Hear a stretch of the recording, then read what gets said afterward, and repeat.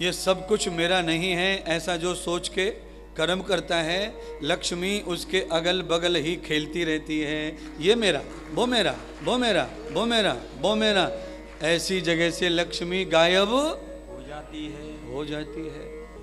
इसलिए जिंदगी में कुछ चीजें ऐसी हैं जो बहुत जरूरी है सीखना, समझना, जानना। तीनों महात्मा, एक महात्मा का नाम धन, दूसरे का नाम प्रेम, तीसरे का सफलता। चाणक्य ने यह कहानी सुनाई राजा के दरबार में खड़े होकर, और मैंने उसी कहानी को तरीके से सुनाया, तो और विस्तार कर दिया, और लोग जोड़ दिए उसमें, गांव जोड़ दिया, गांव वाले जोड़ दिए, तो कथा समझने के लिए और अच्छी हो गई। तो अब मुझे ये पूछना है कि आप में से कौन सा व्यक्ति ऐसा है जो धनवान होना नहीं चाहता? बता दो भैया, कोई हो? हाथ ऐसो हाथ खड़ो कर दो, गुरुजी हमें तो आज ही गरीब बना दो, तरस आए दो, रोटी को, पानी को, कपड़ा को, छप्पड़ को, झोपड़िया।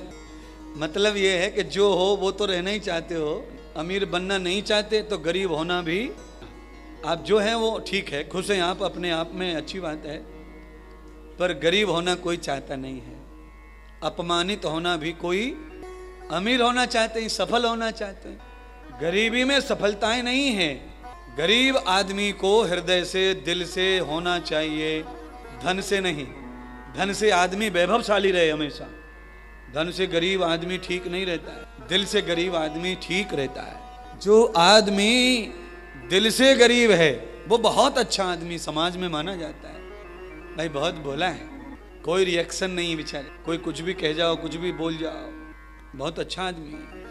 जिंदगी भर सम्मान मिला न मिला हो, पर मरने के बाद जब बॉडी को ले जाते हैं शमशान, तो जाते जाते लोग सब पंचायत करते जाते हैं, तब सारा गांव यही कहता है कि किसी ने गाली भी दी पर इसने कभी उलट के जवाब दिया नहीं, इतना भला मानस था बेचारा, भोला भाला सीधा गरीब, और आज दुनिया से चला गया।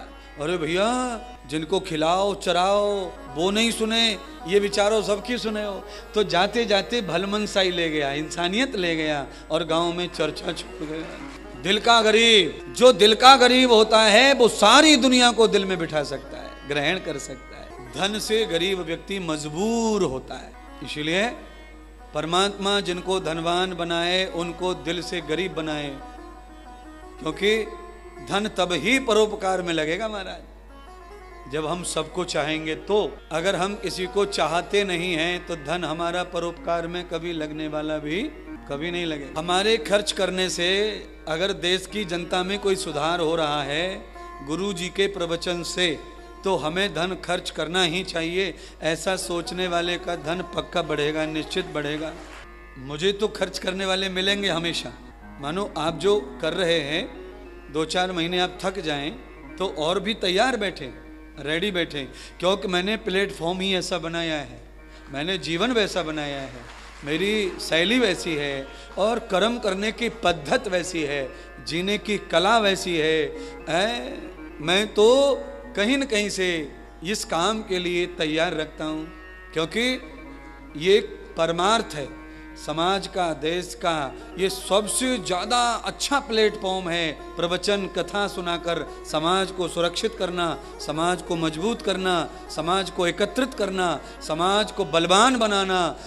सबसे ज़्यादा अगर हम कर सकते हैं तो वो मंच है, माइक है, और कहीं कोई जगह नहीं है। यहीं से हम अपने समाज को बचा सकते हैं। महाराज आपके पास क्या फार्मूला है समाज को बचाने का? आप अपने संपत्ति से गांव के 4 लोगों को संतुष्ट नहीं कर सकते। दे लो उनको खेत, 4-4 बीघा खेत दे दो, बिजली लगवा दो उनको, ट्यूबवेल लगवा दो, बाद में उनके लिए घर बना दो, एक भैंस खरीद के दे दो, गाय खरीद के दे दो, उनके बच्चों को पढ़ाने को एडमिशन करवा दो। उसके बाद भी आप उनका भला कर सकते? भला नहीं कर सकते। ये सहायता है, मदद है, पर उनके भला होने का ये कोई काम नहीं है। ये भौतिक संसाधन है, इससे वो ये जीवन जिएगा, पर उसका भला नहीं होगा। उसका भला कब होगा? जब वो भली बात सुनेगा और भला इंसान बनेगा, तब उसका भला स्वयं ही हो जाएगा। भला होने के लिए भोले से जुड़ो तो हमारा भला हो जाएगा। भोला और भला सीधा सीधा है। भगवान से जिनका अटैचमेंट सही है उनका भला सही हो जाएगा, उनको ज़्यादा टेंशन लेने की ज़रूरत नहीं है। हमारा कैसे भला होगा, हमारा कैसे भला होगा, हमारा कैसे भला होगा। आप चिंता छोड़ो, आप किसी भले साधु से जुड़े रहो, आपका भला हुआ ही रखा है, आपको अलग से सोचने की जरूरत नहीं। अलग से क्या सोचना है। नाव में बैठ गए तो फिर आपको ये नहीं सोचना हम कैसे पार लगेंगे, कैसे पार लगेंगे। आपको ये सोचना है कि कुशल केवट के संग में है तो पार लग ही जाएंगे। और ध्यान कर लेना, अगर केवट कुशल है तो 10-20 साल में एक आध नाव डूबती है केवट के हाथ से। कभी कभी गांव वाले इतने ज्यादा ओवर एक्टिंग करते हैं, ओवर ड्रिंकिंग कर लेते हैं कि अपने गांव की नाव में बैठ के ज्यादा सवारी चारा आटा दाल भर भरा के उस पार इस पार होते रहते हैं, तो वो खुद ही अपने कर्मों के कारण नाव सहित डूब जाते हैं। केवट का धोखा कभी कभी होता है।